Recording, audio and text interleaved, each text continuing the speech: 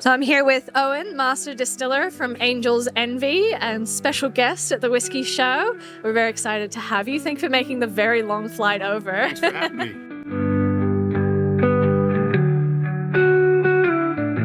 So I've got a couple questions for you. Sure. So what was the American whiskey that, brought you into this industry, made you fall in love? Well, I don't have the best answer for that because I'm actually brought into the industry by Scotch. So I started as a brewer very briefly about a little over 10 years ago, and then moved to Scotland to get a formal brewing degree. It was a dual brewing distilling degree. So then Harriet Watts? At Harriet Watts. Yeah, so amazing. Pivoted in from beer to Scotch and then moved back to the US, and all roads in the US tend to lead towards bourbon. So that's how I got that direction. They absolutely do, especially with Harriet Watts. I've got a mate who's Yeah. ended up distilling in the US. Oh, with a amazing. degree, yeah. So do you find that there's much of a difference between Scotch drinkers versus American whiskey drinkers? Yeah, well, it's interesting. So this is kind of our second big launch. A year ago, we did something similar to this across Europe. Relaunches in London, Paris, and that sort of stuff. In my mind, both a European, or I guess world whiskey consumer and an American whiskey consumer are looking for similar things in that they are looking for provenance, they're looking for authenticity, but more of the Scotch consumer that sort of manifests as an age statement, as a region of Scotland. And the American consumer, or the American whiskey consumer, is looking for single barrel, cask strength, right? Unadulterated, uncut.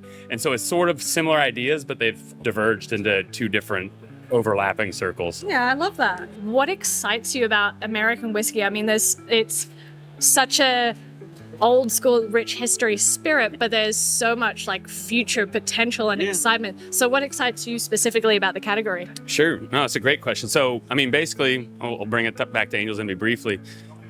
Founded as a finished bourbon, right? So 14 years ago, that was really non-existent, and certainly not as a full brand identity. In the last 5 years or so, it's become more commonplace. In fact, a lot of the places that were giving Angel's Envy a hard time are now the ones coming out. So for me, it's like if that was the genesis of the company, but it's founded on a radical idea that's become more accepted. I guess what's exciting to me is now finding out what the next radical ideas are, or how I can continue to push finishing in new directions.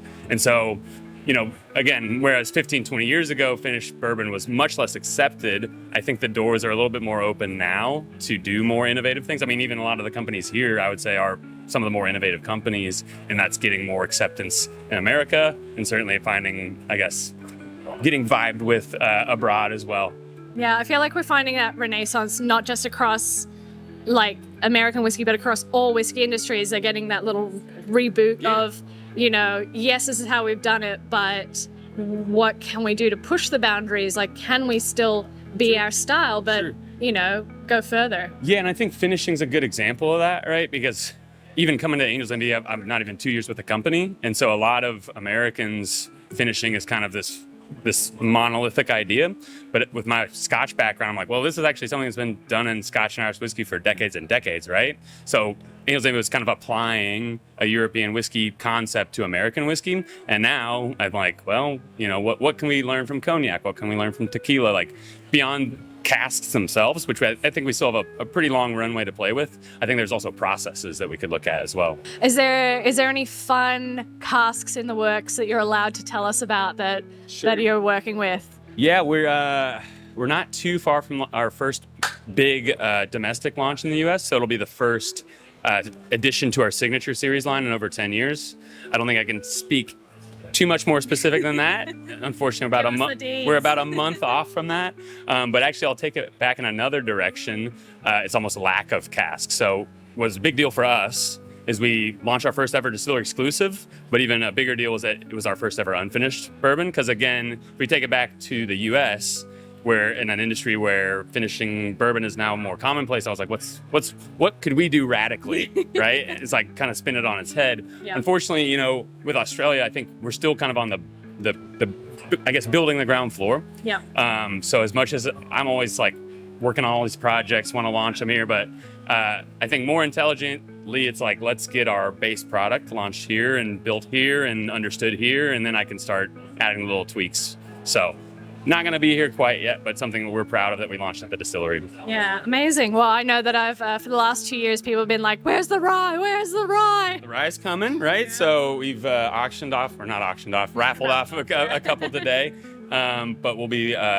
I think it's a few hundred cases are coming in November. And I've got one final, really kind of fun question. Great. What is the wildest, weirdest state that you've had a whiskey from? Because I know that pretty much everyone's making whiskey now, but like, what's kind of the most intriguing and unique state whiskey that you've had? Yeah, so I think it's kind of cool. So I come, again, more from a malt background in Scotch, but I also worked in American single malts for 7 years before moving to Angel's Envy. So it was cool to see almost a regionality start to develop in that sense. And I think New Mexico and Arizona are developing their own kind of style of single malts that are mesquite smoked, which is pretty cool.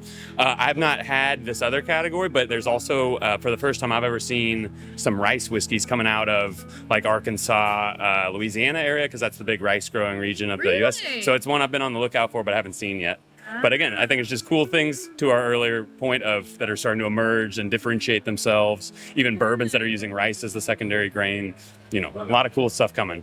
Super, super cool. Well, thank you so much for chatting with me. I know you got a masterclass to run any minute now. There's glasses galore. So, but thank you so much. Cheers. Cheers.